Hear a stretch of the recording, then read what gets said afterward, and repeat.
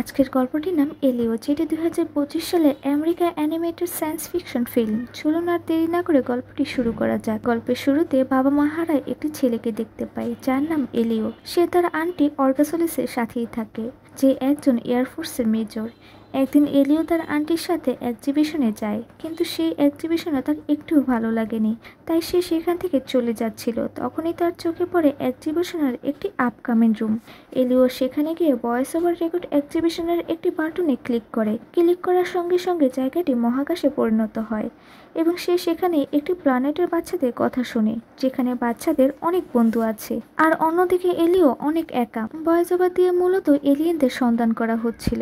পরের দিন থেকে এলিও এলিয়েনদের খুঁজতে ব্যস্ত হয়ে যায়। সে যখনই সময় পায় তখনই বিছে চলে যায়, সেখানে নানা রকমের ড্রয়িং করে, রেডিও নিয়ে বসে থাকে, এমনকি টিম গঠন করে পোস্টার ছাপায় কখন এলিয়েনরা তার ডাকে সাড়া দিবে। কিন্তু এসব করেও কোনো লাভ হয়নি।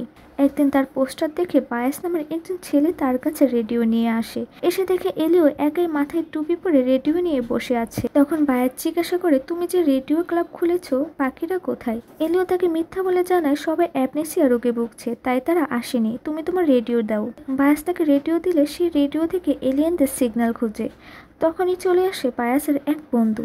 একসময় বায়াস বুঝতে পারে এলিও তাকে মিথ্যা রেডিও ক্লাবের কথা বলে এখানে এনেছে, তাই বায়াস রেগে রেডিওটি ভাঙতে গেলে সেখানে রেডিও থেকে কিছু একটা সিগন্যাল আসতে থাকে, কিন্তু সেটা শোনার আগে বায়াস রেডিওটি ভেঙে ফেলে। এতে এলিও রেগে গিয়ে বায়াসের গায়ে হাত দেয়। তারপর বায়াস এবং এলিওর মধ্যে অনেক মারামারি হয়। এতে এলিও তার চোখে আঘাত পায়। আন্টি অর্গাসোলিস এলিওকে অনেক বকাঝকা করে। তখনই অর্গাসোলিসকে একটি মিটিং এর জন্য ডাকা হয়। মিটিং এ যাওয়ার আগে অর্গাসোলিস এলিওকে এক রুমে নিয়ে গিয়ে বলে, মিটিং শেষ না হওয়া পর্যন্ত চুপচাপ এখানে বসে থাকবে, কোনো রকম দুষ্টামি করবে না। এলিও বলে ঠিক আছে, কিন্তু আন্টি চলে যাওয়ার পর সে ঠিকই তার পিছু পিছু চলে যায় এবং সেখানে গিয়ে একটি ডাস্টবিনে লুকিয়ে থাকে। যে বিজ্ঞানী ভয়েস ওভার নিয়ন্ত্রণ করছিল সে জানায়, আমরা সেই প্ল্যানেটের এলিয়েনদের সিগন্যাল পেয়েছি। আমরা এখন চাইলে তাদের ভয়েসের মাধ্যমে টেক্সট পাঠাতে পারি।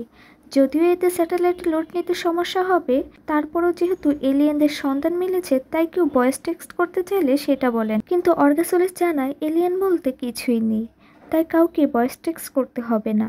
এটা বলেই তারা সেখান থেকে চলে যায়। কিন্তু এলিও তো ডাস্টবিনে বসে থেকে তাদের সব কথা শুনছিল। নেক্সট পার্ট দেখতে চাইলে চ্যানেলটি সাবস্ক্রাইব করে রাখবেন। আল্লাহ হাফেজ।